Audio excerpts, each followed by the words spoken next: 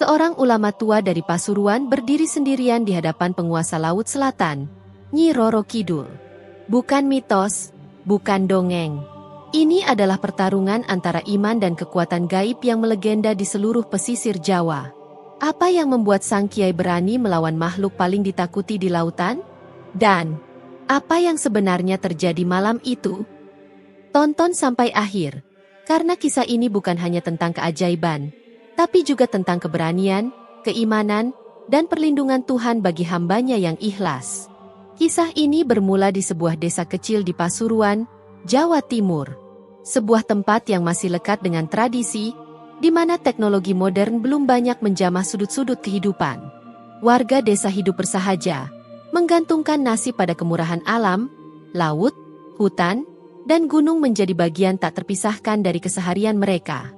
Alam memberi mereka makan, namun juga menyimpan misteri yang kadang menakutkan.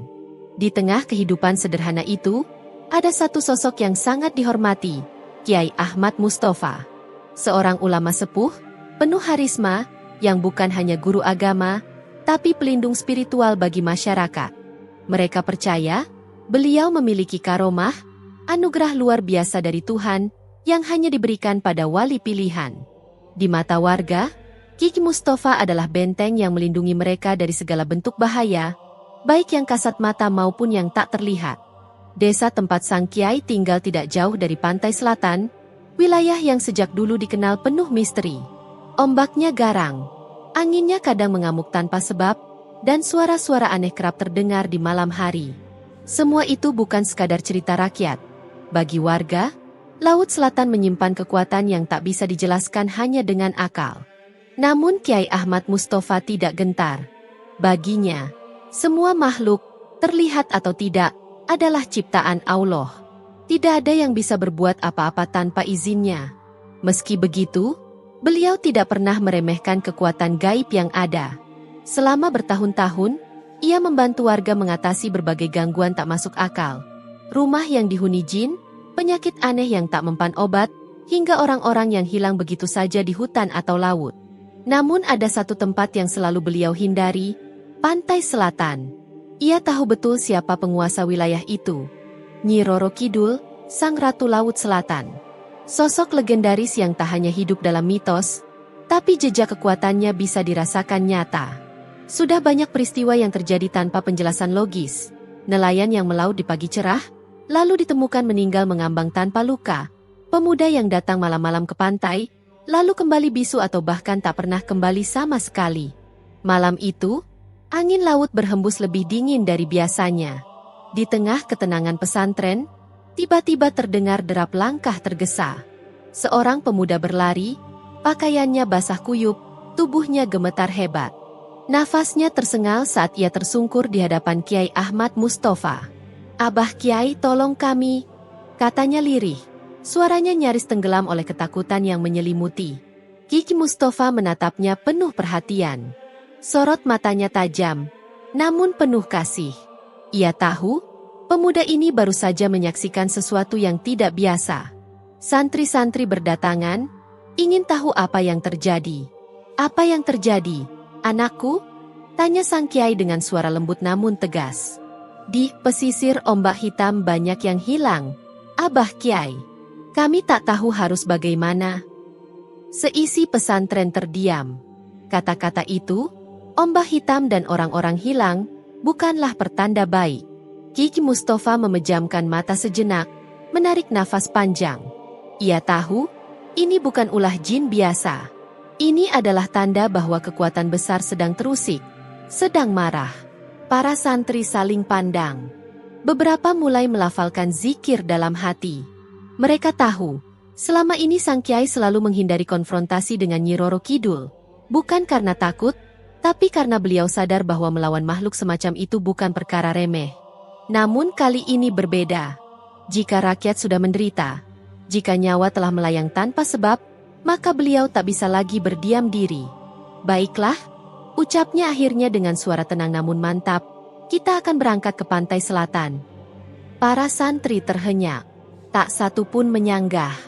Udara mendadak berat oleh ketegangan.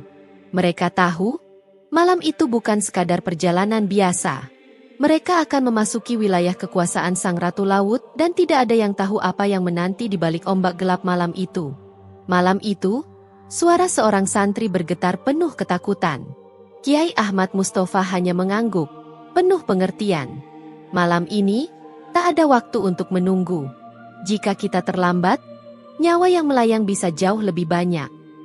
Sebelum berangkat, Kiai Mustafa menghabiskan malam dengan ibadah yang khusyuk.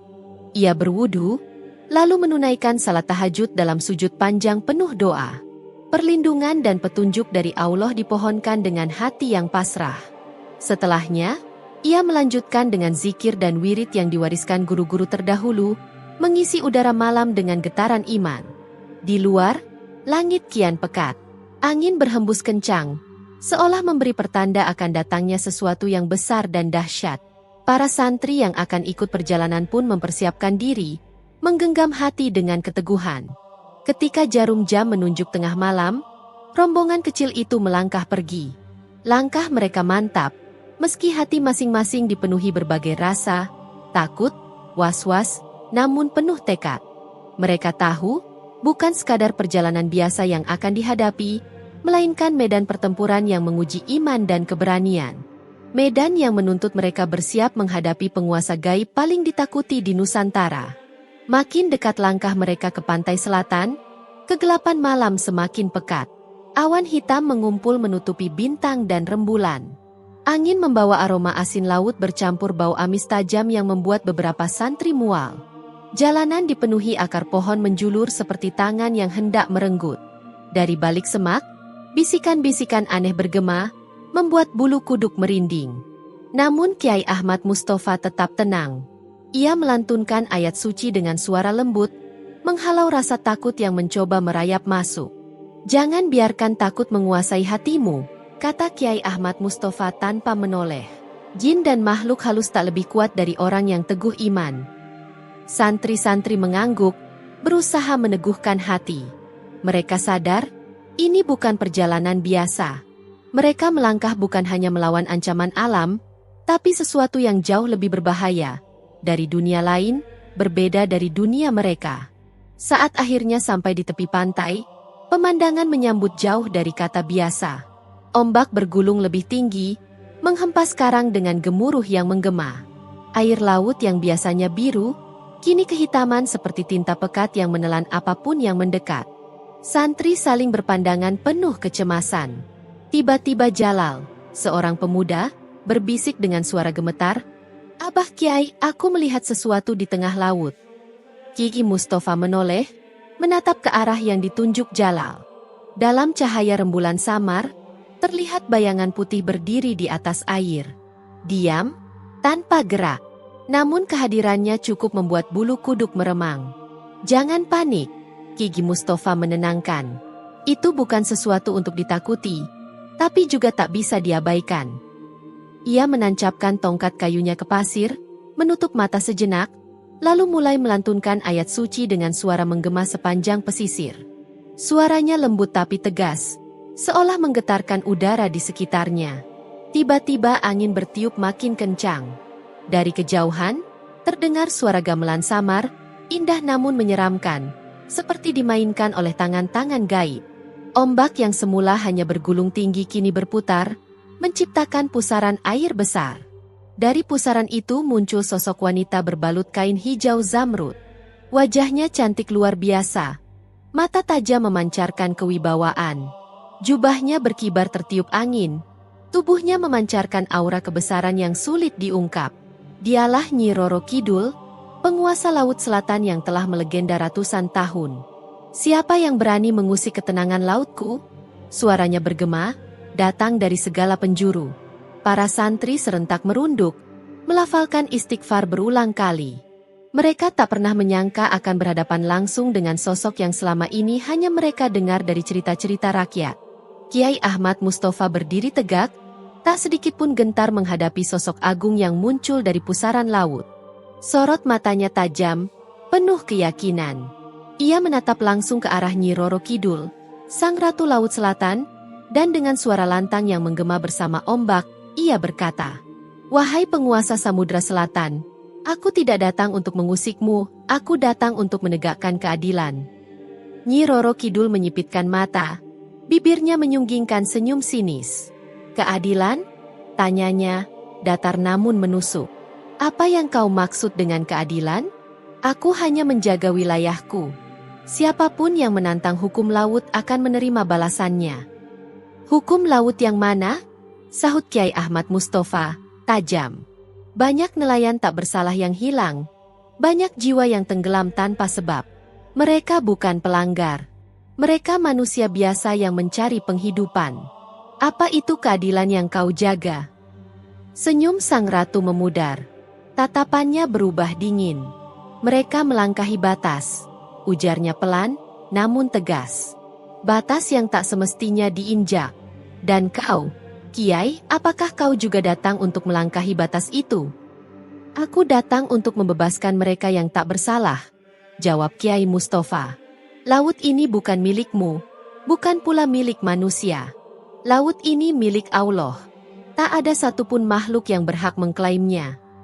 Sejenak, suasana menjadi senyap. Angin berhenti berembus. Ombak mendadak tenang, seolah seluruh alam ikut menunggu. Nyi Roro Kidul menatap tajam, waspada. Keyakinanmu besar, bisiknya. Tapi keyakinan saja tak cukup untuk menaklukkanku. Tiba-tiba ia mengangkat tangannya. Ombak kembali bergemuruh. Dari tengah laut muncul makhluk-makhluk hitam berwajah mengerikan. Mata mereka menyala seperti bara api. Tubuh mereka tinggi menjulang, berjubah lusuh dan bertaring panjang. Mereka bukan manusia. Bukan hewan. Mereka adalah prajurit gaib Laut Selatan, makhluk yang hanya bisa dipanggil oleh sang ratu sendiri. Jika kau ingin membebaskan mereka, suara Nyi Roro Kidul terdengar menggema, kau harus melewati pasukanku lebih dahulu. Para santri mundur beberapa langkah. Wajah mereka pucat, tangan gemetar. Tapi Kiai Abdul Mubarok berdiri tegak, tak bergerak. Ia meraih tasbih, menggenggam erat, lalu mulai membaca ayat kursi. Suaranya menggetarkan udara. Ombak yang mengamuk pun mendadak membisu. La ilaha illallah. Lantunan zikir semakin nyaring, membuat tubuh para prajurit gaib gemetar. Mereka meraung, menggeram, namun jelas mereka terganggu. Kiai Ahmad Mustafa melangkah maju, suara takbirnya menggema di seluruh pesisir. Kalian hanya menakuti manusia lemah, ujarnya keras. Tapi di hadapan ayat-ayat Allah, kalian tak ada apa-apanya. Nyi Roro Kidul mulai menyadari, lawan yang ia hadapi malam ini bukan manusia biasa. Bukan orang yang datang dengan nyali kosong. Pertempuran gaib pun pecah. Suara takbir bersahutan, para santri meski gemetar tetap melantunkan ayat suci. Sementara itu, para prajurit gaib menyerang. Mata mereka menyala merah, pekikan mereka menusuk telinga, tubuh mereka melesat di udara. Salah satu prajurit menerjang, cakarnya terayun menuju seorang santri. Namun sebelum sempat menyentuh, Kiai Ahmad Mustafa menghentakkan tongkatnya ke tanah. Cahaya terang memancar membentuk perisai tak terlihat. Makhluk itu terpental keras ke belakang. Aku sudah memperingatkan, kata Kiai Mustafa tegas. Jika kau masih ingin menantang kekuasaan Allah, bersiaplah menerima akibatnya. Prajurit-prajurit gaib menyerang serentak. Mereka melompat, menghindari lantunan ayat-ayat yang membakar tubuh-tubuh mereka. Tapi satu demi satu, mereka mulai melemah. Setiap kalimat suci adalah pedang tak kasat mata yang menembus pertahanan mereka. Melihat pasukannya terdesak, Nyi Roro Kidul menggertakkan gigi. Dengan kedua tangannya, ia menciptakan pusaran angin dahsyat. Pasir beterbangan, badai muncul, mengguncang pantai. Para santri mulai limbung. Tubuh mereka hampir roboh. Namun Kiai Ahmad Mustafa tetap teguh. Dari kantong jubahnya, ia mengeluarkan tasbih tua berwarna keemasan, warisan para wali terdahulu, penuh doa dan kekuatan spiritual. Saat tasbih itu diangkat ke langit, cahaya keemasan menyelimuti tubuh Kiai Mustafa. Bukan cahaya yang menyilaukan, tetapi hangat dan menenangkan. Bahkan badai pun melemah, angin tunduk. Suasana perlahan berubah. Dari kengerian menjadi kekaguman. Nyi Roro Kidul menyeringai pahit. Ia tak menyangka manusia ini mampu berdiri sejajar dengannya. Biasanya, manusia yang datang menantang sudah lama pingsan sebelum pertarungan dimulai. Namun Kiai Ahmad Mustafa berbeda. Matanya tajam menatap, dan dengan gumaman pelan, ia berkata, "Ternyata kau bukan manusia biasa." Dengan cepat, tangannya melambai ke udara. Dari langit, dua naga laut raksasa muncul. Sisiknya berkilau keemasan dan mata mereka menyala hijau bagaikan bara. Kedua naga itu melesat turun dengan kecepatan luar biasa, langsung mengarah ke Kiai Ahmad Mustafa dan para santri. Para santri berteriak panik. Terpaan angin dari sayap naga hampir membuat beberapa dari mereka kehilangan keseimbangan. Namun Kiai Ahmad Mustafa tetap tenang. Suaranya lantang mengalun membaca surat Al-Ikhlas, Al-Falah, dan An-Nas berulang kali. Begitu ayat terakhir terucap, sesuatu yang luar biasa terjadi. Udara di sekitar menjadi berat, seolah ada kekuatan ilahi turun dari langit. Kilatan cahaya memancar dari tasbih Kiai Ahmad Mustafa yang melesat cepat ke arah naga-naga itu. Seperti petir yang membelah malam, teriakan naga menggema, tubuh perkasa mereka mulai kehilangan bentuk. Sisi keemasan berubah menjadi serpihan kecil bercahaya yang bertebaran sebelum akhirnya lenyap tanpa jejak. Para santri terpaku, tak percaya. Kekuatan sehebat itu luluh lantak hanya oleh ayat suci dan keyakinan yang teguh. Namun kemarahan Nyi Roro Kidul tak surut. Ia mengangkat tangan, menciptakan ombak raksasa setinggi gunung. Ombak itu bukan sekadar air, melainkan ribuan makhluk gaib siap menyerang. "Aku akan mengakhirinya di sini," teriak sang ratu dengan suara menggema. Namun sebelum ombak menghantam pantai, Kiai Ahmad Mustafa melangkah maju. Kedua tangannya dirapatkan, kepala tunduk penuh khusyuk. Ia membaca ayat kursi dengan suara penuh kekuatan.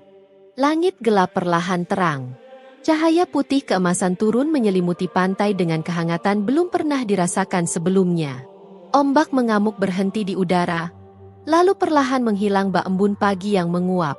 Nyi Roro Kidul terhuyung ke belakang, tubuhnya melemah. Kekuatan yang selama ratusan tahun dipunyainya kini tersedot oleh energi yang lebih besar.